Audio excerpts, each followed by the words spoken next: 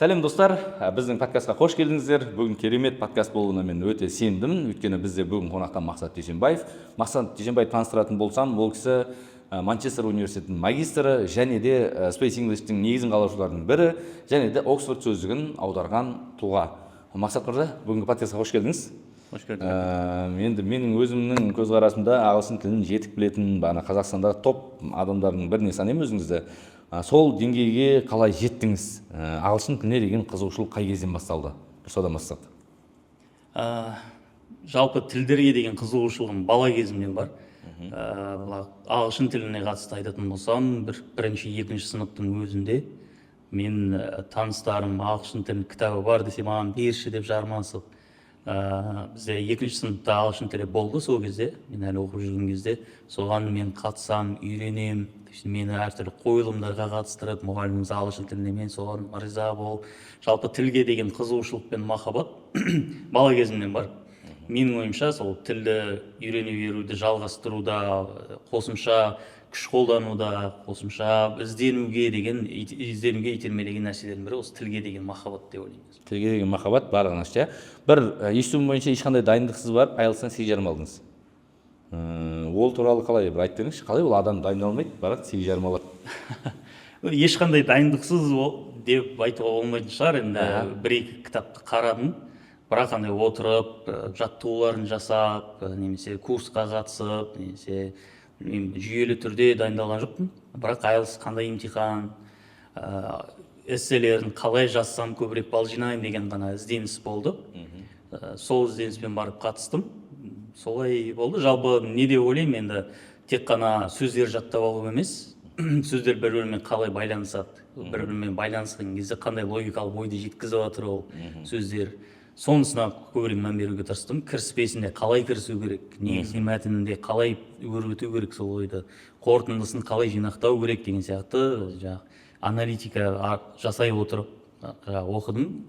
Model essays деген нәрсе бар. Оқулықтардың өзінде, немесе интернетте іздеп табуға болады. Райтингта эссе жазған кезде 9 балл алатын эсселер қандай болады дейтін үлгілер болады. Солардың 10 шақтысын қарап шықтым. Түсіндім, осыған ұқсастырып жазсам, демек жоғары балл алады екен деген сияқты оймен. Жақсы. Мектеп кезінде білім бойынша КТЛ-ді оқыдыңыз, КТЛ-дегі ағылшын тілі қалай еді? Өте жоғары деңгейде ғой. Енді Қазақ түрік лицейіне дейінгі мектептің өзінде мен сыныптастарымның арасында бір жоғары деңгеймен ауысып бардым деп есептеймін, бірақ КТЛ-дегі деңгейге бәрібір өте төмен болып шықты ол деңгей. Сондықтан тез қуып жету керек болды, бірақ жаңа айтқандай тілге деген қызығушылық ол кезде бар, ұрып тұр, тасып тұр. Сондықтан КТЛ-де қолданылған методологиямен негізі өте жоғары деңгейге жете алдым, адванс деңгейіне көтердім. Жақсы. Осы жерде бір айта кететін дүние, егер балаңыз 4, 5, 6 оқитын болса, арнаулы мектептерге түсіру деген дүниеге қазірден бастап қолға алыңыз, ағылшын тіліне мән беріңіздер, өйткені құрметті ата-аналар, уақыт тез өтіп кетеді. Егер арнаулы мектепте бала оқитын болса, ол өз қатарынан өзгеше болып шығады. Мысалы, мен өзім республикалық дарында оқыдым. Соның өзінде мен мысалы 1 жыл оқып болғаннан кейін 9 сыныпқа, мысалы мен 8-ге түстім. 9 сыныпқа келген кезде мысалы ауылда бірге оқыған сыныптастардан гөрі көшірілген екен көрінеді. Тарихтан болсын, тілден болсын, басқадан болсын деген сияқты. Сол үшін де құрметті ата-аналар, баланың негізі бұл арнаулы мектептерде бір қызық дүние. Арнаулы мектептер олар баланың өзгеріске ұшырайтын бір жасына келген кезде қабылдайтын да сондықтан да, өйткені ол ары қарай не сол жаққа кетеді, не оң жаққа кетеді дегендей, арнаулы мектептің бір мықты жері өз сияқты мықты балалар жиналған. Және мынау қазақта сөз бар ғой, ауылдың алды болғанша қаланың арты бол деп. Наға сол бір қаланың арты болатын, немесе қаланың додасына кіретін бір сәт деп ойлаймын. Сондықтан да бір осы жерде өзіміздің көрермендерге бір кеңес бере кетуді жөн көрдім. Жақсы. КТЛ-де сізге ұнаған метод, яғни сіз КТЛ-ге дейін білмеген тіл үйренуде? Бір қызық жағдай болды. Біз параллельде 3 сынып болдық. 3 сыныптың 3 түрлі мұғалімі бар, ағылшын тілінен сабақ беретін. Өйткені бірінші жыл 7-ші сынып ағылшын тіліне көп мән берілетін сынып еді. Өйткені келесі жылдан бастап сабақ пәндерінің басым бөлігі ағылшын тілінде өтетіндіктен бірінші жылы барлық пәндердің 70-80% ағылшын тіл сабағы болды десем қателеспейтін шығармын. Мен оқыған сыныптағы методика сабақты қызықты өтуге итермелейтін методика болды. Бірақ қана ереже болатын, ағылшын тілінен басқа тілде сөйлеуге тыйым салынады. Сабақтан тыс уақытта да сол мұғаліміміз бізбен басқа тілде сөйлеспейтін мүлде. ол бізді мәжбүрлейтін ойлануға, көбірек сөздерді қолдануға итермелейтін. Яғни оның үйрету методологиясы қызықтығы үйрету. Әндер тыңдатады, әндерді айтқызады, сахнаға шығып диалогтарды жаттатқызып қайталатқызбайды, сахнаға скетч қылып қойып бер дейді. Немесе міне сендерге тақырып, осы тақырып бойынша бөліп береді. Төрт бала, 2 бала қылып сахнаға шығып скетч қылып бересіңдер, диалог қылып бересіңдер. Біз ана жерде актерлік шеберімізді салып, неше түрлі матрицаларды қойып сөйтіп тұрып қызықты қылып өтетінбіз сабақтарды. Соның нәтижесінде де ойлаймын, қызығушылық та болды, сосын сыртқы мотивация болды. Ағылшын тілінде сөйлеуім керек, мен әйтпесе мен мұғаліммен сөйлесе алмай қаламын деген сыртқы мотивация болатын. Параллель сыныпта жаттаумен үйрететін. Оларға өте көп көлем мәтіндер береді, осылар жаттаңдар деп. Әлі есімде, ол сыныптың балалары түнделетіп отырып жазатын, қайталап жаттап отыратын. Бірақ олар да жақсы біліп шықты ағылшын тілін. Ал одан бөлек сынып кішкене аралас методика болды. Ол сынып методикасы туралы көп білмеймін.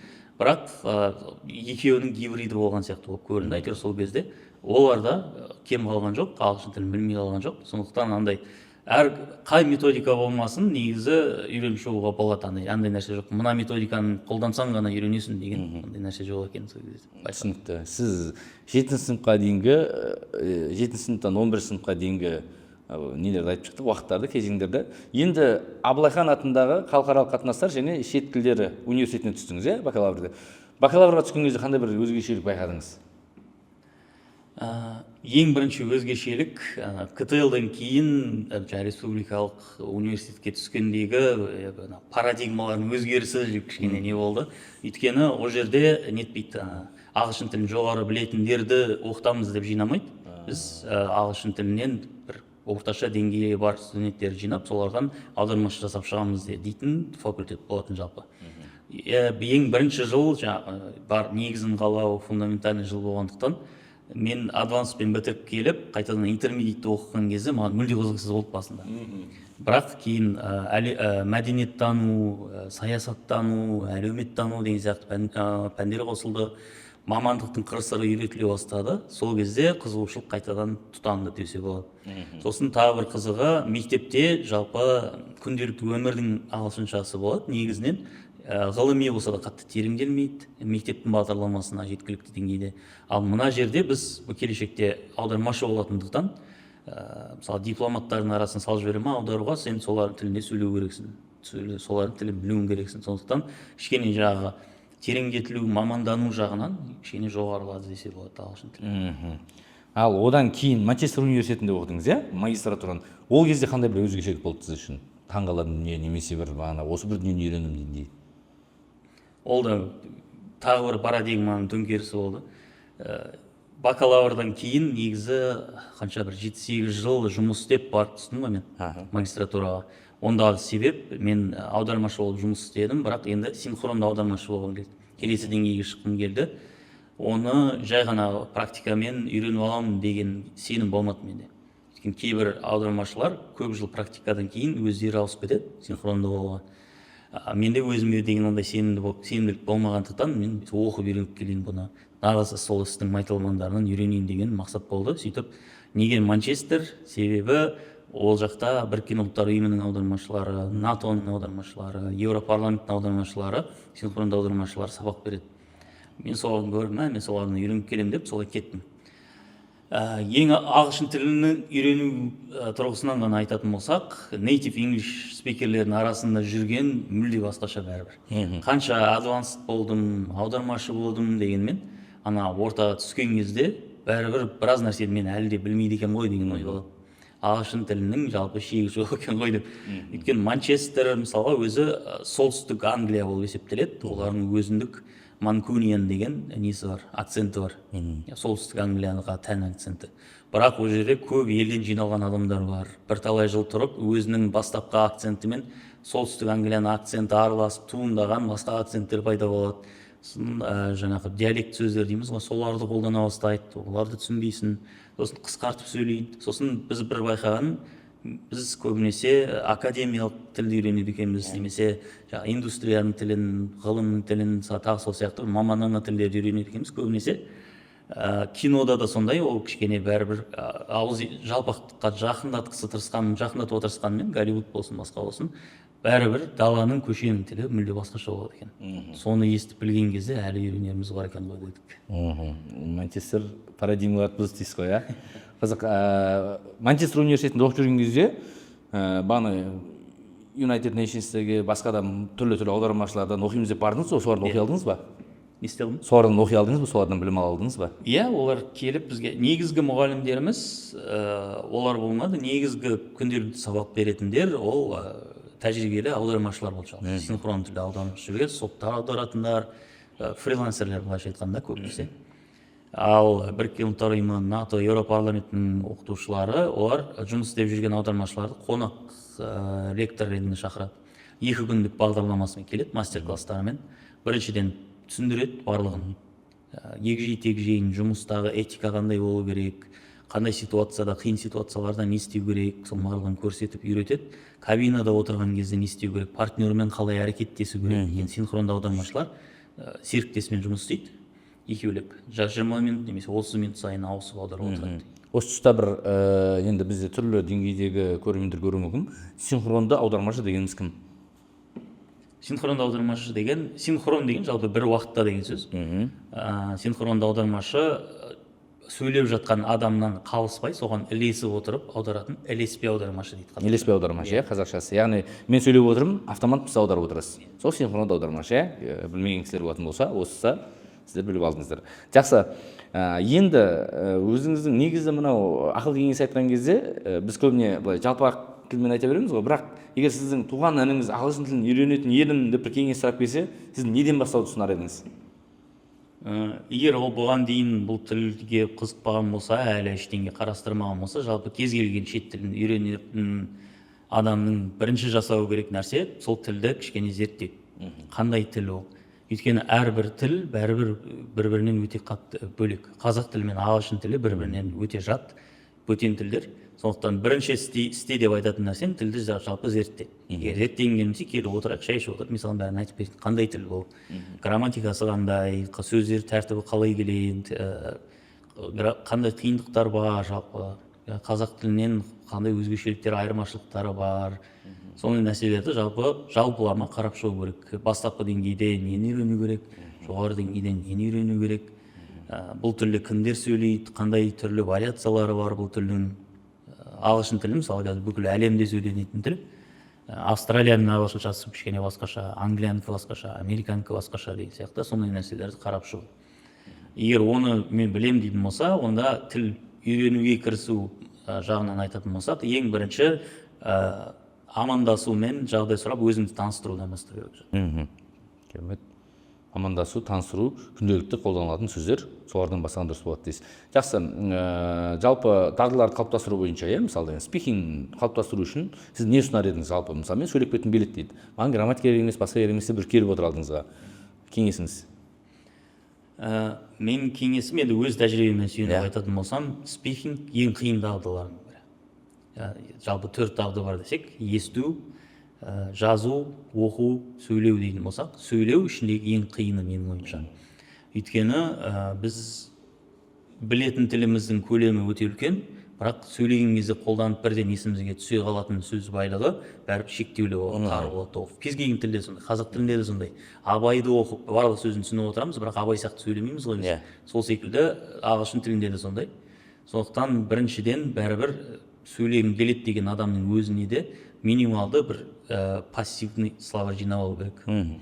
Содан кейін ғана соның бір шектеулі көлемі ғана жабылса. Андай жоқ, мен 100 сөз үйрендім, сол 100 сөзді пайдаланамын деген нәрсе негізі тең келе бермейді. Оған арнайы жаттығып, соған қатты мән беріп жұмыс істемесе негізі қиын нәрсе. Сондықтан бәрібір біріншіден оқу мен тыңдаудан бастау керек. Оқу мен тыңдаудан бастау керек. Сөйлеуге кірісу. Тыңдау бойынша сіз ән тыңдадыңыз, фильм көрдіңіз, қандай дағдылар қолдандыңыз жалпы? Не істедіңіз дамыту үшін, сол дағдыны қалыптастыру үшін? Дағды ретінде қалыптасу үшін жалпы нету керек. Өзіңе оңай болатын, қиын болатын нәрселердің балансын табу керек. Тым қиын болса деген жеңілдету керек. Баяу сөйлейтін адамдарды табу керек. Немесе аудио дорожканы баяулату керек. егер қатты қиын тілде сөйлеп жатса, демек бегинерлерге арналған мысалға немесе интермедиатке арналған деңгейді тыңдау керек деген сияқты. Жалпы тыңдап отырған нәрсе біріншіден мүлдем түсініксіз болмау керек, сөздері бір-біріне байланысып кетіп отқан сияқты болмау керек, сөздердің ара-жігін ажырата алу керек, сөздерді білмесек те. Және білмейтін сөздердің көлемі 10-15% ғана болғаны жөн. Әркім әртүрлі, кейбіреулердің жаңағы аналитикалық қабілеттері өте жоғары, олар 30% сөзді білмей отырса да түсініп отыруы мүмкін. Бірақ ол барлық адамға қатысты емес. Жалпылама айтатын болсақ, ғалымдар 5-10% ғана бейтаныс сөздер болса, қалған сөздердің барлығы білетін сөздер болса, ол ең дұрыс деңгей осы деп айтыла есептеледі. Бір қызығы, мысалы мен енді көп адамдарды көремін, ағылшын тілін үйренген, оларда музыкалық қабілет бар да, яғни мысалы деген олар нотаны жақсы білуі мүмкін, немесе слух жақсы дейді ғой, сондай бір дүние. Бірақ менде ондай болған жоқ. Өте осы бір дүниеге көп жұмыс жасадым. Мысалы егер сіздің деңгейіңіз elementary деңгейінде жүрген кезде бағанағы listening for elementary levels деген сияқты солай іздейтін едім, бүкілін тыңдап шығатын. Одан кейін intermediate болған кезде қайтадан жазатын едім, listening for intermediate levels деп. Сол сияқты іздеп бір деңгеймен ғана көтерілді да менде. Ал бір кейбір талантты адамдар болады, олар үшін тыңғалым деген ешқандай проблема тудырмауы мүмкін. Ал енді сондай бір қиналып жүретін адамдарға бір өзіңіздің бір ұсынатын қандай бір кеңесіңіз бар? Мысалы тыңдалымды дамытқысы келеді. Мысалы айталық, фильм көреді, дым түсінбейді. Фильм көреді, дым түсінбейді. Не ұсынар едіңіз? Жалпы өз деңгейінде жүру деген жалпы жақсы нәрсе. Ерекше бір қабілетті талантты адам болмаса, бірақ ешкім менің ойымша өзін мен керемет таланттымын деп есептемеу керек. Тек тым оңай болып кетсе ғана келесіне өте беру керек. Жалпы өз деңгейінде жүрген дұрыс. Себебі ол біріншіден тым қиын болмайды да, мотивацияны жоғалтып алмайсың, соған қатты әсер етеді. Тым оңай болса да мотивация төмендейді, демек келесі деңгейге өту керек. Ал бір ерекше қиналып жүрген адамдар болатын болса тыңдауынан, онда баяу қойып, субтитрын қосып қойып тыңдауда тұрған ешқандай бір әбестік жоқ. Одан қысылмай, өйткені мен қалай адамдар фильмді көреді да түсіне береді деп өз-өзін бір төмен есептемеу керек. Менің өзім ағылшын тілін қазір адванста білемін, аудармашымын, шетелдіктермен жұмыс істеп жүрмін, шетелде тұрып келдім дегенмен бәрібір субтитр қосып тыңдап тұрамын. Өйткені мен әлі естімеген акцент шығып қалуы мүмкін. Мен естімеген мысалы космос туралы бір әңгімелер кетсе, шпионский бір әңгімелер кетсе, мен түсінбей қалуым мүмкін. Қандай тілде сөйлеп кетті мыналар деп, жаргондар қолданып кетсе мысалы. Сондықтан соларды жіберіп алмайын деп субтитр қосып қоямын деп өзімде. Керемет. Сіз синхронды переводпен айналысам деп айттыңыз. Өте көптеген мұнай компанияларының, өзге де бір жоғары мәртебелі тұлғалардың сөздерін аударып жүргеніңізді көзім көріп жүрмін. Енді сіз үшін ең бір бағанағы топ дейді ғой, потолок болған аударма қандай аударма болды? Өзімнің ойымша ол біздің президент Қасым-Жомарт Тоқаевтың сөзін аударған кезім деп ойлаймын, ілеспе аудармашы ретінде. Қазақстандағы бір халықаралық мұнай-газ компанияларының бірі Қазақстандағы қызметінің 30 жылдығын тойлады. Сол кезде жаңағы осы мемлекеттегі біздің серіктестеріміз, біздің стратегиялық партнерларымыз деп Қазақстан Республикасының үкіметіне шақырған. Президент де құрметті қонақ ретінде шақырды. Президент те бір әлемдік деңгейдегі компания болғандықтан келіп қатысып, құттықтауын айтып, түсіндіріп кетті. Халықаралық компания болғандықтан залдың жартысы қателеспесем шетелдіктер болды. Олар Қасым-Жомарт Тоқаевтың қазақшасын түсінбейді, осы қазақша сөйледі. Соны мен ағылшын тіліне аудардым, кабинкада отырып. Керемет. Одан бөлек сіз үшін бір қиындық тудырған немесе бір бағанағы болады ғой, аударма кезіндегі мынау деген деп өзіңіздің ойыңыздағы тағы бір қандай, мысалы бірінші президенттің сөздерін аудардыңыз, екінші деп бір орынға қоятын қандай бір аударма бар? Есімнен кетпейтін бір кеш Канаданың елшілігінде болды. Канаданың елшілігі Қазақстанда жұмыс істеп жүрген, Астанада орналасқан басқа елдердің елшілерін жинады. Бірталай бір 28-30 адам жиналды ғой деймін елшіліктерден. Түрлі елшіліктер? Иә, әртүрлі. Жапонияның елшісі болды, Англияның, Ұлыбританияның елшісі болды, Нидерланды, көп елдердің елшілері болды. Абай кешін өткізді. Кешкі уақытта, кешкі 8-де. Сол кезде жаңағы Назарбаев университетінің Астанадағы абайтанушы ғалымдарын шақырған. Олар Абайды түсіндіріп жатыр. Абай деген кім, қазақ халқына деген маңызы неде? Сөйтіп Абайдың өлеңдерін оқиды ана жерде отырып. Бізге алдын ала ескертілді, өлең оқуы мүмкін, бірақ мүмкін болса оқымай қойыңыз деп айттық біз деп. Жалпы былай түсіндіріп өте саңыз маңызын деп, бірақ олар енді шабыттар оянып кетті ма, оқыды. шетелдіктер отыр енді деп оқыды. Әсемпаз болма, әрнеге көзімнің қарасы. өлең деген өте образды тіл болғандықтан оны тікелей аударсаң аналар не деп жатыр деп түсінбей қалуы мүмкін. Ал бірақ метафораға келтірейін десең, ілеспе аударма кезінде оны ойлап үлгермейсің. Ағылшын тілінде қалай теңеулер келтірейін, мен де қалай образды жеткізейін деп үлгермейсің.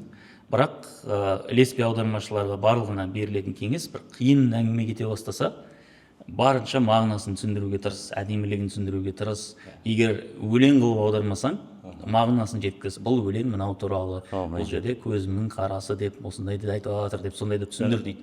Бірақ менің ана жерде өзім бір азартым оянып кетті ғой деймін. Сөзбе сөз жібердім. Артынша келіп, бірақ енді елшілер келіп, сендер аудардыңдар ма? Иә, біз аудардық. Жаңағы Абайдың өлеңін аударған сен ба? Иә, мен аудардым. Өте әдемі аудардың. Тамаша, не деген керемет деп айтып жатыр. Ағылшынша ұйқас ашып кетті. Иә, мен оны аударып отқан кезде терілеп отырмын. Бірақ енді ұнапты әйтеуір қалай болған. Керемет. Дайындалмай барса да ұйқастар шығып, сол жерде кәдімгі ретін келтіріп дейсіз ғой. Керемет. Жалпы қазіргі, мысалы қараңыз, сіз ағылшын тілін үйреніп бастаған уақыттан қазіргі уақыт екі бөлек. Мысалы, ол кезде болмаған мүмкіндіктер бар, жоқ еді, қазір мүмкіндіктер өте көп. Сол мүмкіндіктер негізінде ағылшын тілін, мысалы, айталық ешқандай курсқа бармаса да үйренуге болатын бір жолдар бар ғой, мысалы. Сондай бір айтыңызшы, не істеуге болады? Мысалы, отыр, ешқандай мүмкіндік жоқ, интернетке доступ бар, болды. Сондай адам қандай жол айтар едіңіз? Өте орынды сұрақ, келісем. Өйткені мен кезінде өзімнің ағылшын тілін үйренгеніммен, қазір өзімнің үйреніп жүрген испан тілін үйренуіммен салыстырамын да. Ол кезде интернетке кіре салып материал таба салу деген болмайтын. Болатын материалдар бірақ өте шектеулі, мысалы үйренушілерге арналған деп іздесең ұзақ ақтаруым керек болатын, табу қиын болатын. Қазір чат GPT бар. Кіресінде мен ағылшынша үйреніп бастайын деп жатырмын. Маған жоспар құрып бер, маған материалдар тауып бер, бәрі маған дайындап бер. Мен сол бойынша үйренейін деп. И сұрақтар қойып маған былай үйренген ыңғайлырақ. Мен көбінесе мынадан қиналамын деп жазып ақылдасып отырып үйренуге болады жалпы. Сөйтіп интернетте де, ютубта да қазір видео бар, ұшан теңіз материалдар, ұшан теңіз неше түрлі приложениялар шығып кеткен. Жақсылап ізденіп үйрене беруге қазір мүмкіндіктер өте жоғары. Бірақ ең маңызды нәрсе интернетте жүйе жоқ. Ең үлкен проблема сол. Әр адам өзі жауапты жүйені құруға. Осы жерде негіз курстардың бір пайдалы тұсы бар. Егер жақсы курс болса, ол жақсы жүйе құрып береді. Жақсы жүйемен жүргізіп өткізіп береді. Сондықтан жаңағы бастаймын, тастап кетемін, мотивациям жоғалтып аламын, қиналып кетемін, материалдан шатасып кетемін, оңашып кетеді, немесе бәрі бірдей болып кетеді, чат GPT көмектеспей жатыр дейтіндерге жалпы негізі курсқа қатысуға кеңес беріледі. Негізі жақсы нәрсе. Керемет. Иә. Осы бір дүние менде бір қазір көп жиі айтатын сөзім осы. Қазіргі курстардың беру мүмкін сізге дүниесі. Сізге дұрыс түсіндіру, методика, өзге дүниелер бар. Бірақ басты беретін дүниесі жүйе деймін да. Өйткені сізді қадағалайтын болса, ол сізге хабарласып ескертіп отыратын болса, ол сізге келетін курс деймін да. Қазіргі таңда өйткені бәрі бар. Мындай бір қызық дүние болған. Бұл дүниелердің барлығы интернетте бар ғой. Мен сонда не үйренемін дейді да. Сіз бұл жерде жүйе аласыз деймін да. Сізге былай түсіндіріп көрейінші деймін да, бұл өмірде кітаптар бар барлық салаға байланысты деймін да. Сіз барып өзіңіз отырып оқып кете алмайсыз оның барлығын деймін да. Сізге мұғалім керек, университеттер сол үшін деген сияқты, дағдылану, бағанағы жүйеге келу деген сияқты. Сол үшін қазіргі курстардың негізгі беретін дүниесі ол жүйе. Осы сөзіңіз маған қатты ұнады, өйткені менің өзімде де осы бір дүниені ойланып жүргем, және жүрген жерімде айтып жүремін да студенттерге. Бұл жаңағы курсқа бармасаң мүлде жүйе болмайды деген мағына емес, курссыз бірдеңе үйрену мүмкін емес деген келмейді. Бірақ білмейтін адамға қиын да өз-өзіне жүйе құру. Мысалы, мен қазір испан тілін үйренем дедім, бірақ ағылшын тілін үйренудегі тәжірибем болғандықтан мен өз-өзіме шамалап жүйе келтіре аламын. Бірақ мен испан тілін үйренгім келіп жүргеніне бір 15 жыл болған шығар, бірақ кірісіп үйреніп жүргеніме 3 жыл болды. Бірақ мен 1 жылда үйреніп алар едім, бірақ мен қазір 3 жыл бойы жүрмін. Испан тілінде қай деңгейдесіз? Бір интермедиаттың машағы ғой. Керемет. Қай тілдерді білесіз? Қазақ, орыстан бөлек, ағылшыннан бөлек түрік тілі, қазақтар лицейін бітіргендіктен. Түрік тілі? Сосын жаңа испан тілін үйреніп жүрмін. Керемет. Енді қазіргі заман адамы ағылшын тілін білмесе неден айырылады? Жақсы сұрақ. Өмірін түбегейлі өзгертуден, өмірінің сапасын өте қатты арттырудан айырылады деп ойлаймын. өйткені ағылшын тілін білмесең бітті, өмір бітті деген нәрсе жоқ. Иә, Ағылшын тілін бірақ- ұзақ өмір сүре беруге болады. Бірақ ағылшын тілін білетін адам мен ағылшын тілін білмейтін адамның жалпы өзім көріп жүрген өмірдегі айырмашылығын айтып жеткізу қиын. Мысалға, өз ісінің керемет мамандары болды да, мен жұмыс істеген компанияларда өте жақсы біледі. Кез келген бір құрал жабдықты түпкі шегесіне дейін жақсы білетін адамдар болды да. Бірақ халықаралық компанияда көтеріле алмай жүр. Неге? Ағылшын тілі керек. Ағылшын тілін үйренемін дейді, бірақ оған қиын. Жасы келіп қалған, уақытым жоқ дейді, басқа дейді. Өз-өзіне сенімсіздік болады. Кішкене мен мына істің майын шағып отқан маманның, ағылшын тілін бастасам, қазір мен мектеп оқушы сияқты болып қаламын деп статусынан ыңғайсызданатын болады. Сондықтан сондай мүмкіндіктен өздерін шектеп отыр. Қазақстанда университет оқып бітіру мен шетелдік университет оқып бітірудің де екеуін салыстыра алмайсың, білейін. Ағылшын тілін білсең ғана шетелге барып оқып келе аласың. Шетелде барып оқып келген студенттердің деңгейі әлемдік деңгей ғой. Өзіңіз көрген егде жасқа, яғни үлкен жасқа келіп ағылшын тілін үйренген адамдар бар ма? Өте көп. Өте көп. Бір мысал ретінде Бірінші ойыма келіп отырғандар, Катко деген компанияда жұмыс істедім. Ол қазақ-француз уран өндіруші компания. Әлемдегі лидерлердің бірі болды көп жылдар бойы, қазір білмеймін. Сол компания жалпы алғаш бастаған кезде француз тілінде сөйлейтін компания болып бастады. Сондықтан аудармашылары да француз тілінен аударатын аудармашылар болды бастапқыда. Бірақ жылдар өте келе, олар тек француздар жұмысқа ала бермейміз, біз бүкіл әлемге ашылғымыз келеді. Әлемдік мамандарды өз компаниямызға тартқымыз келеді деді, ағылшын тіліне ойысқан компания. Мен барған кезде ол ағылшын тілінде сөйлеген компания болды. Ал сол кезде бұрыннан жұмыс істеп келе жатқан менің әріптестерім аудармашылар, француз тілінің аудармашылары болатын. Бұрын бастаған аудармашылар жастар да келіп қалған. Бірақ олар бұл мүмкіндіктен айырылмаймыз, бұл компаниядан кетіп қалмаймыз деп ағылшын тіліне ауысқан. И кәдімгідей ағылшын, француз, орыс, қазақ тілдерінің 4 тілді аудармашысы болып жұмыс істеп жүрді. Менен жастар әлдеқайда үлкен кісілер болады. Үлкен кісілер, иә, бірақ аудармашы деңгейінде әлде жұмыс жасап жүр. Керемет. Енді бір бағанағы ағылшын тілін үйренуге байланысты бір YouTube каналдар немесе бағанағы болады түрлі дүниелер. Бір мысалы интернет ресурстағы бар дүниелермен өзіңіздің бір есіңізде қалған, ойыңызда қалған бір дүниелермен айтып көрсек. Мен бір қателеспесем, upper intermediate деңгейінде жүргенде ғой деймін. Жалпы көбісі сол деңгейге келген кезде үйрен деп ұсынатын нәрселердің бірі өзге акценттерді үйрене бастау, өзге диалектілерді үйрене бастау. Мен соған қызықтым. Сондықтан әр елдің YouTube каналын, YouTube'та канал жүргізетін ағылшын тілін үйретушілеріне жазылым. Мысалы, британдық ағылшын тіліне келетін болсақ, ол Люси. Сосын тағы бір канал атын ұмытып тұрмын. Рейчел дедіңіз бе? Жоқ, Рейчел емес. Бірақ атын ұмытып тұрмын, өйткені көрмегеніме көп болды, бірақ ол кісі манчестерлік кісі екен. Әйел адам. Ол Англиядағы бүкіл акценттерді түсіндіріп беретін, айтып беретін. Сондай нәрселерді тыңдадым. Австралияда English деген Emma деген қыз бар. Австралиялық ағылшын тілінде сөйлейді. English with Emma, иә? Жалпы мен сондайларға қызып қарадым жалпы ағылшын тіліне қатысты. Сосын ресейлік бір канал бар. Ол жалпы ағылшын тілінің тарихын туралы көбірек түсіндіреді. Қазіргі ағылшын тілі неге осындай күйге жетті деген сұрақтар пайда болған. Мысалы, enough дегенде GH неге F деп айтамыз деген сияқты сұрақтарға жауап береді. Perfect деген тыныс қаяқтан шыққаны вообще деген сияқты нәрселерді тарихтан түсіндіретін бір канал бар. Ресейлік канал Virginia Beowulf деп аталады. Олар енді жалпақ тілде арасында боқта жіберіп сөйлейтін канал, бірақ өте қызықты материалдар жеткізеді. Жақсы. Бір қызығы, білім берудегі бір кедергілердің бірі, мысалы біз қазақ тілі өте ұялшақ адамдармыз ғой. Ұялғаны үшін біз бана боқтайтын немесе бір бана боғау сөз айтатын бір нелерді көргенге ұялатын адамдар көп та, және ол білім алуына өте қатты кедергі болуы мүмкін. Мысалы мен мұғалім болып жүріп, кейде мысалы мультфильм беруден бұрын бірінші өзің бастан аяғына дейін көріп шығасың. Ол жерде мысалы мультфильм болса да кейде анайы сөздер басқалар қолдануы мүмкін да. Бірақ осы бір кедергі қалай ойлайсыз? Мысалы тіл үйренуде ол бір әлемнің азаматымын деп бағанағы ұяты бар ма басқасы бар ма жинап бір кіріскен дұрыс па, жоқ әлде сол бір дүниелерді сақтап отыру деген дүние дұрыс па, қалай ойлайсыз өзіңіз? Бұл жерде жалпы егер мына жерде сондай бір F-дан келетін сөз қолданады екен, болды, мен киноны көрмеймін деп жауып тастаса, әрине мүмкіндіктерін шектейді. Дұрыс айтасыз. кинода сөйтіп сондай сөз айтты екен деп бірден сіз де боқтап кетпейсіз. Олай деп қалдырмау керек.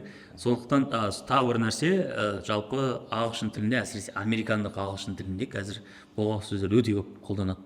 Көшеде болсын, фильмдерде болсын. Біз фильмдерді бір жоғары мәдениетті сала сияқты көріп үйреніп қаламыз. Оларда көшедегі адамдар қалай сөйлейді, солай сөйлетуге тырысады ағылшын тілінде. Әрине драма мен пафосты қосып жібереді арасында, бірақ жалпы сол деңгейде қылып келтіруге тырысады. Әсіресе Квентин Тарантиноның фильмдерінде рекордты бұзатын фильмдер. Рекордты бұзама. Бір қызығы балаларға бізде мысалы ағылшын тілін үйрететін кез келген жасқа ыңғайлы болу үшін біз Пеппа Пиг таңдадық қой, Свинка Пеппаны таңдадық қой. Және соны 35 сериясын түсіріп, соған түсіндірме жасап шықтыңыз өзіңіз. Бір қызығы мысалы ол кез келген жасқа қызық болуы мүмкін, бірақ үлкен адамдар қызық болмауы мүмкін да. Енді үлкен адамдарға қызық болу үшін не істейміз деп фильм таңдайын десек, фильмдердің басым бөлігі не? Боғауыз сөз да. Яғни біз туралы ертең бір басқа жерде хейт кетіп қала ма, басқа кетіп қала ма деп біздің өзіміз әлден тартынамыз да. Сол бір дүниелерді беруге. Бірақ кейде ойлаймын, мысалы бір шаблондарды бұзып, сол бір дүниелердің өзін беруге қорқпау керек шығар деп та. Беруден қорқпау керек деп ойлаймын да. Өйткені біз көбіне бір не істеп қаламыз, бір өзіміз шаблонға қойып аламыз да, содан шықпауға, рамкадан шықпауға тырысатын бір кездер болады. Сол үшін бір қызық, менің өзімді бір алаңдатып жүрген дүние осы. Өйткені мысалы ән, мысалы ағылшын тілін бізде мысалы деген грамматика, vocabulary бағанағы шәлуінгі сабақтардың бәрін қойдық, Пеппа Пигті қойдық. И бір қызығы, енді ән дегенді берейін десек, боқтамайтын ән аз ғой. Бір қызық та, енді ананы бір түсіндіріп жібере салайық десек, боқтамайтын ән аз. Соны кейде осы бір білім берудегі қиындықтар дейтін болсақ, ол ағылшын тілді ресурстардың басым бөлігі, мысалы фильм, мультфильмдерді айтып жатырмын, сол боғау сөздерді қолданылуы біздің мысалы мұғалім ретінде соны бір материал ретінде беруімізге кейде кедергі болады. Бір сол бір дүниені бір қызық өзіме бір қатты болды, кедергі деп санаймын. Google переводчик бар, немесе менде басқа бар, мен ағылшын тілін үйреніп қайтемін дейтін адамдарға не вариант ұсынар едіңіз? Өзіңіз ойыңыз қандай? Жоқ, Google переводчик бар екені рас. Американдықпен немесе ағылшынша сөйлейтін адаммен 10 жылда бір рет кездесетін адамдарға жақсы құрал ғой ол енді әрине. Бірақ мүлде ағылшынша керек емес дегенге енді келіспейтін шығармын. Әрине әркімнің өмірі өзіндей. Бір жаңа айтқанымдай ғой, ағылшын тілін білетін адам мен білмейтін адамның айырмашылығы екі түрі. Ертең бір алдыңыздан керемет бір мүмкіндік шығып тұрған кезде 3 жыл бұрын ағылшын тілін үйреніп, хотя бы бір интермедиатке жетіп алуым керек еді деп сан соқтырып қалмау деген сияқты өкініш болмау үшін жалпы негізі аз деңгейде де болсын ағылшын тілін үйренген жақсы жалпы. Бірақ егер мен карьерамды дамытамын немесе академиялық жолмен дамимын, ең жоғары сапада жұмыс жасаймын дейтін адамдарға әрине менің ойымша ағылшын тілін орташа деңгейде болсын білу міндетті деп ойлаймын. Ал жалпы күнделікті өмірде ағылшын тілінсіз аш қаламын, өліп боламын дейтін нәрсе жоқ әрине. Жақсы. Яғни ол ағылшын тілі мүмкіндіктің тілі. Жақсы. Аударма кезіндегі бір қиындықтар немесе бір күлкілі жағдайлар деген тақырыпқа тоқталғым келеді. Бұл бағанағы бір қызық қой, бағана сосиска тесте дегенде sausage and father-in-law дей ма, сол сияқтаулар қойыпты дейді, немесе сондай бір қызық дүниелер, сондай бір қандай қызықтар бар сіздің басыңыздан өткен? Басында өткен емес, көрген өзіңіз ба? Мысалы, мыналар қуа ма деген сияқты бір бағана көрген кезде бір переводын көріп күліп жүрген сияқты моменттер. Мен өз басымнан ондай өткен жағдай жоқ, бірақ мен аудармашы болып жұмыс істеп жүрген кезде егер бір біздің Қазекең шығып, қазақта айтады ғой деп бастаса, әңгімесін мен қорқа бастаймын. Қазір мақал кете ма, бір ақындардың өлеңі кете ме екен, аудара алмай қалады ма екен деген қорқыныш пайда болады. Бірақ бұған дейін енді амалдап неден ситуацияда шығып жүрдім. Ал жалпы аударма саласында естіген жағдайларға келетін болсақ, ең атақты жағдай көп аудармашылардың бәрі білетін клише болып кеткен нәрсе шығар. Бірақ кезінде Хрущев Американы қорқытқан екен, я покажу им Кузькину мать деп. И Кузька деген, Кузьма деген орыстың аты ғой, соның анасын көрсетемін деп айтылды. Оны аудармашы тікелей аударған екен. I will show them Kuzma's mother деп. Кузьманың анасын көрсетемін. Сөйтіп аналар Кузьма деген кім? Американ разведкасы зерттеген ғой. Қай Кузьманы айтып тұр екен бұл? Қандай болып ерекше адам екен? Қандай қорқынышты әйелдер бар сіздерде деген сияқты. Бұл жерде аудармада сондай қиындықтар туындауы мүмкін. Бірақ соңғы кездері кішкене хайп болған ситуациялардың бірі менің ойымша анау сияқты. Не учи ученого дегенді Google переводчик қалай аударады деп. Google аудармашыға сөйтіп жазса, қазақшаға аудар деп. Қазақшаға әжеңе жұмыртқа соғуды үйрет деп аударады. жұмыртқа не істеді? Google сөйтіп алды. Жұмыртқа соруды үйретті. Өте қызық естіледі ағылшын тілінде, бірақ мынаны ұмытпау керек, жаңағы Google аудармашы болсын, Яндекс болсын, кез келген сондай интернетте аударып беретін нәрселер, оларды машиналық аудармашы деп атайды. Машинный перевод дейді, machine translation. Олар барлығы бірінші ағылшын тіліне аударады. Не ученыны бірінші ағылшыншаға аударады. Ағылшын тілінен кейін уже басқа тілдерге аударады. Яғни орыс тілінен қазақша тікелей аудармайды олар. Арнайы сондай жасалған бағдарлама болса. Ал ағылшын тілінде андай ұғым бар. Кезінде қарт әйелдер тістері түсіп қалғандықтан тамақты шайнай алмайды. Сөйтіп олар тамақ жей алмағандықтан жұмыртқаны тесіп, соны сорып тамақтанады дейді, ішіндегі жұмыртқаның ішіндегі неме тамақпен. Сондықтан әжелер жұмыртқа сорудың спецтері деп есептелетін мамандары. Сондықтан не учи ученого дегенді ағылшын тілінде don't teach your grandmother to suck an egg деп айтады. Керемет. Жақында бір қызық не болды, осы бір аяқ астынан шығып жатыр ғой. Жәнібек Әлімханұлы Карлос Адамеске үндеу жолдаған ғой. Ей, Карлос дейді. Өйткенде жазған қазақша жазған ініңнен шық деген ба? Анау болса go outside from your brother деп жазып қойған ғой. Неден көріп жатырмын енді мен Инстаграмды қалай аударады екен ініңнен.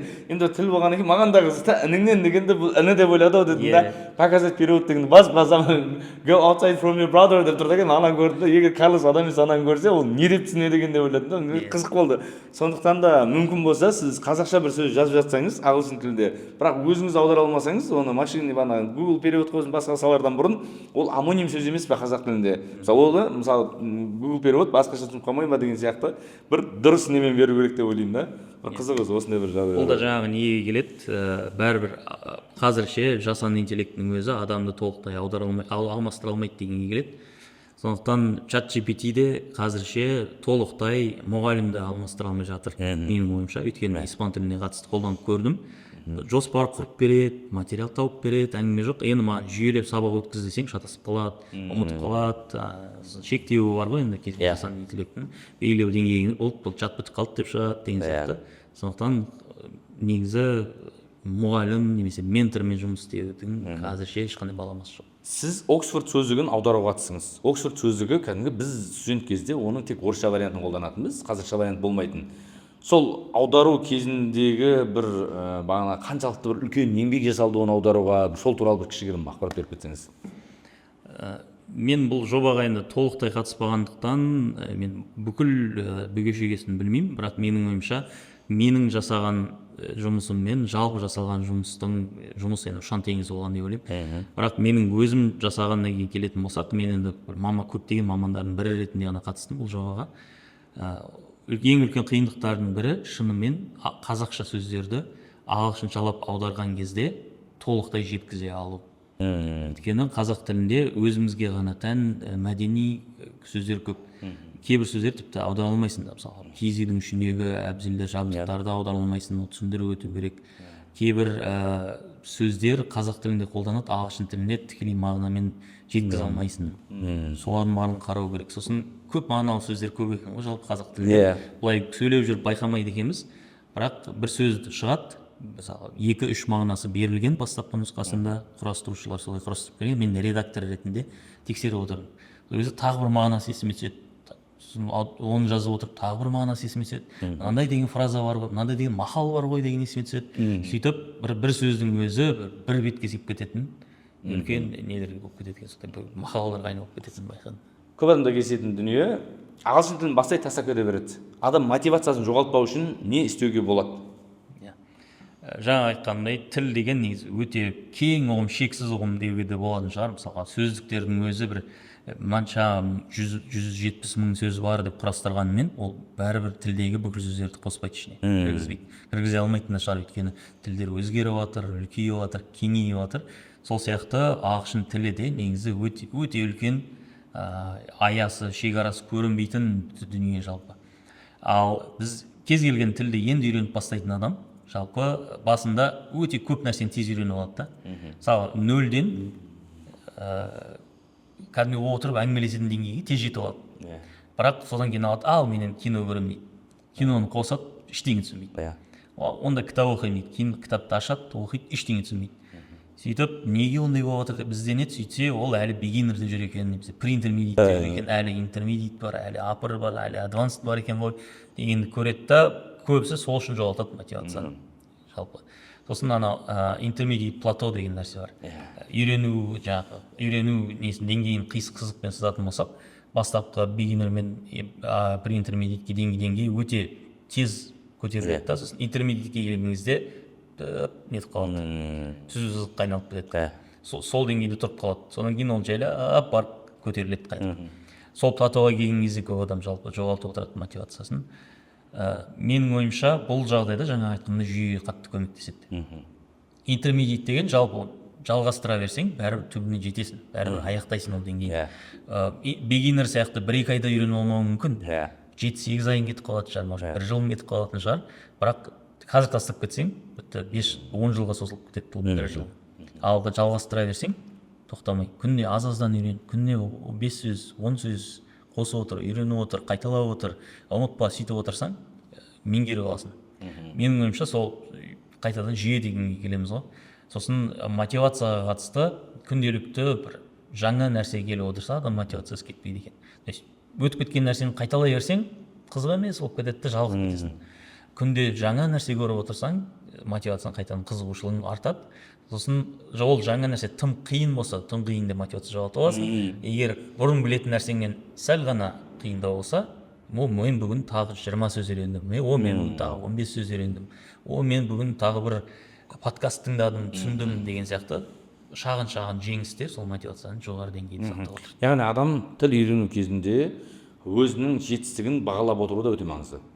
Өйткені ол нені үйренді деген дүниеге қараса, яғни бір дүниені үйреніп жатқанын көреді. Ал егер ол бір дүниені жасамайтын болса, трекинг дейді ғой, трекинг жасамайтын болса, ол болды, мен дым үйреніп жатқан жоқпын. Негізі адамның табиғаты, көп адам табиғаты деп айтайыншы, ішінде мен де бармын, пессимистікке бағытқа бір жақындау болып тұрады ғой негізі. Бәрін жоққа шығарғысы келіп тұрады, мысалы деген, ой, менен ешкім шықпайды деген сияқты болып тұрады. Бірақ сол бір моментте өзіне бір күш беру үшін сен кеше 0 едің, бүгін 1 болдың деген сияқты бір трекинг жасап отырса, яғни сол кезде бір нәтиже шығады деп ойлаймын. Трекердің де одан бөлек тағы бір үлкен плюсы, мен үйреніп жүргеніме 200 күн болды деген, кәдімгідей үлкен жетістік сияқты ескертеді адамға ше. Немесе 100 күн, немесе 200 күн, немесе 365 күн дегеннің өзі, мен 1 жыл тоқтамай еңбек еттім, үйрендім. Бастапқы деңгеймен салыстырғанда қазір әлдеқайда жоғары деңгейге жеттім деген сезімнің өзі адамға үлкен мотивация береді. Жақсы. Бүгін біраз әңгіме айтты ғой деймін, негізі аудармаға байланысты, Мәкеңнің қалай Тоқаевтың сөзін аударғанына байланысты, немесе деген Оксфорд сөздігін аудару кезінде қиындықтар туралы, және де жаңадан үйренушілерге арналған түрлі лайфхактарды берді деп ойлаймын. Мәке, сөздің аяғында мүмкін осы видеоны көріп, бүгінгі біздің подкастты көріп, ағылшын тілін бастан жеп жатқан адам болуы мүмкін бе, мысалы деген. Соған бір айтар басты бір 2 кеңесіңіз. Сен мынаны істеме деген сияқты. 2 кеңес. Осы видеоны көрді, ағылшын тілін үйренемін деді, бір кеңес.